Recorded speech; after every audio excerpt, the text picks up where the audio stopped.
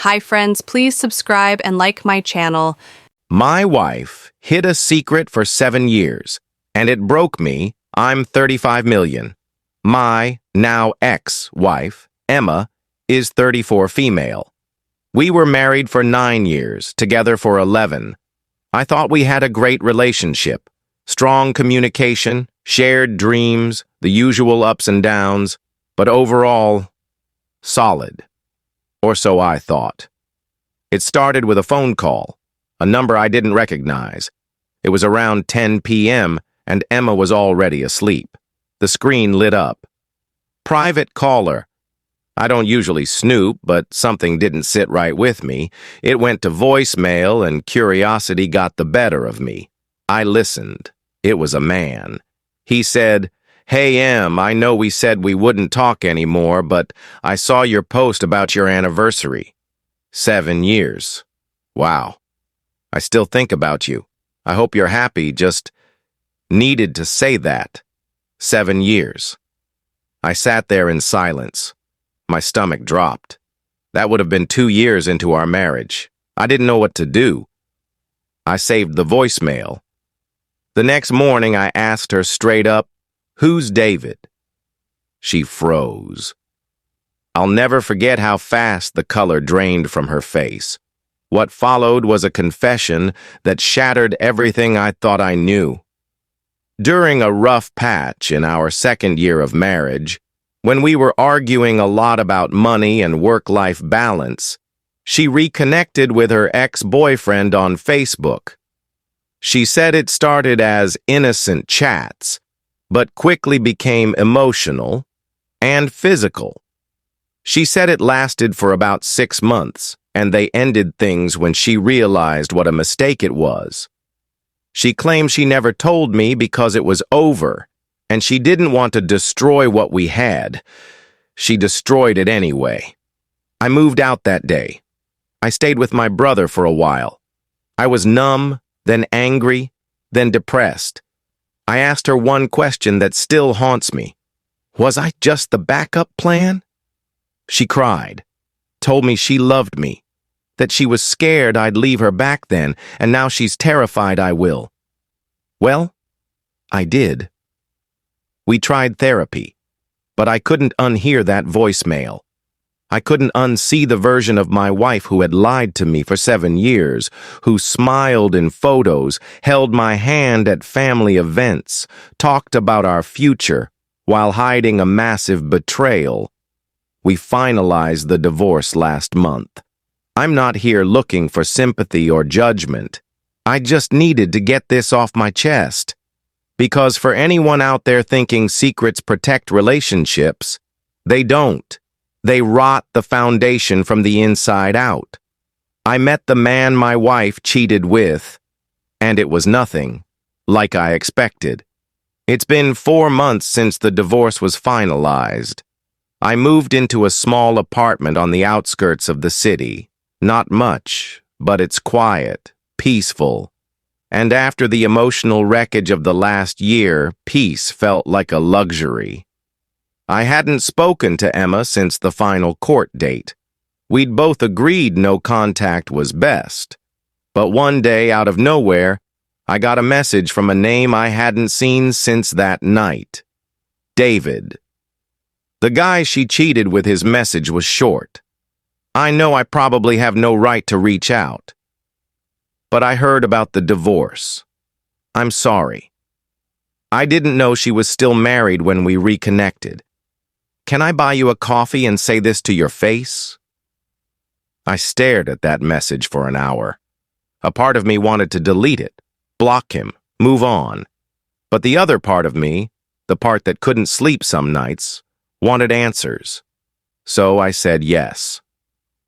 We met at a quiet little cafe downtown. I recognized him instantly from old photos on Emma's Facebook. The ones she swore were just college memories. He looked older than I expected, nervous. As soon as he saw me, he stood and offered a handshake. "Thanks for coming. I didn't expect you to." I nodded. "Let's just get to it." He didn't defend himself. He didn't try to shift blame. He told me how he and Emma reconnected online during a time when he was going through a divorce of his own. Said they leaned on each other, started meeting up. That she told him we were separated but figuring things out. That part hit hard. We were never separated. We were struggling, yes. But I was all in. She wasn't. Then he said something that stuck with me. She told me she ended it with you, that it was over. By the time I found out she was still married, it was already too late. I walked away. I haven't seen her since. I needed you to know I didn't go into it trying to hurt anyone. I believed him, and somehow, I didn't hate him. I hated what she did. I hated the years of false intimacy. I hated how she looked me in the eyes every day while pretending we had something real.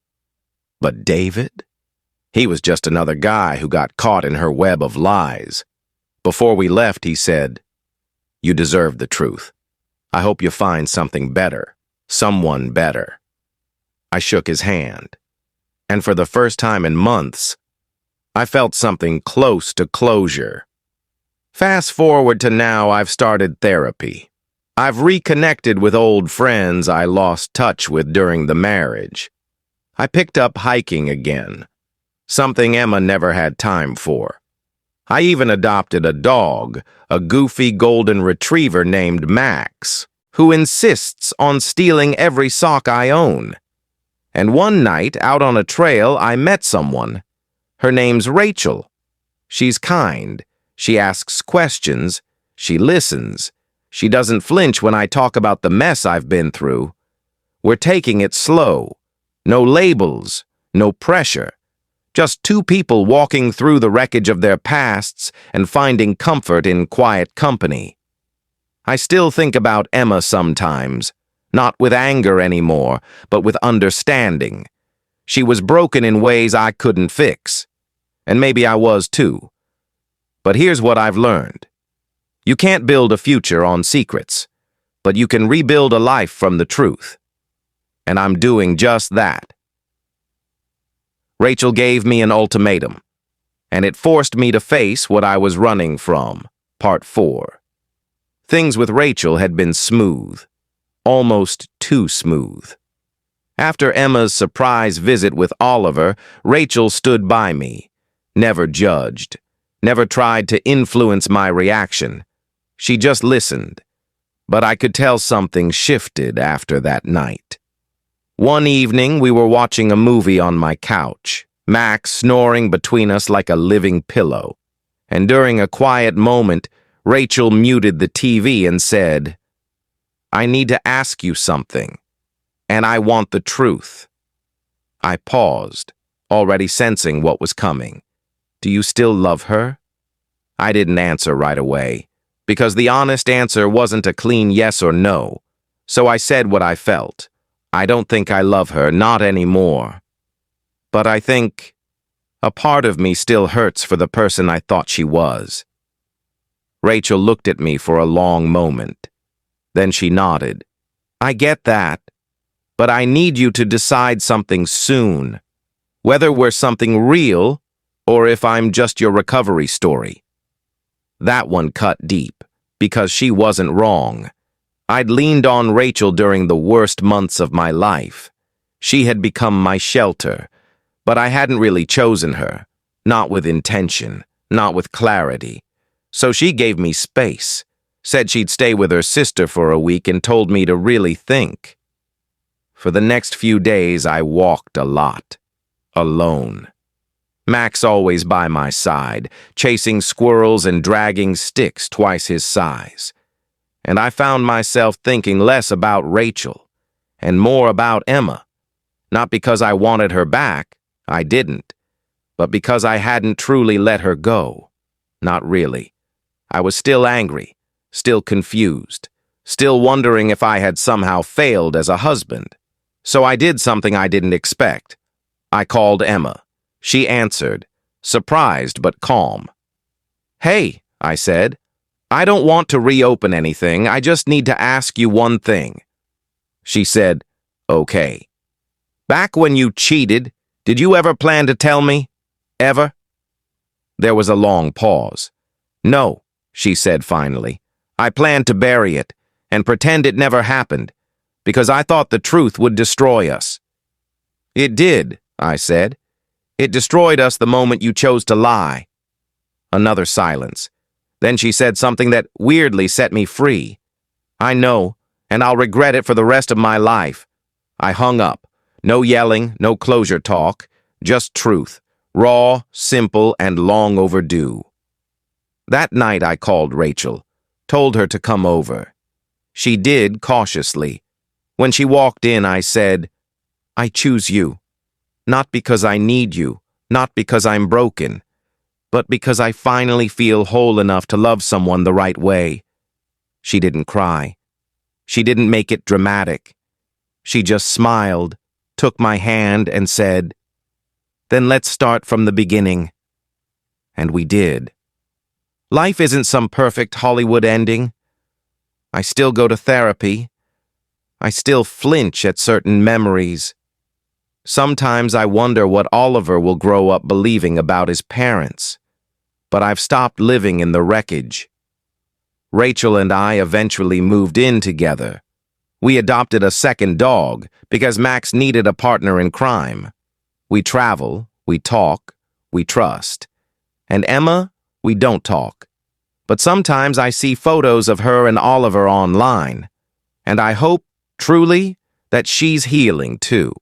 That she's becoming the mother she never had the chance to be during our marriage. Because the past shaped me. But it doesn't define me anymore.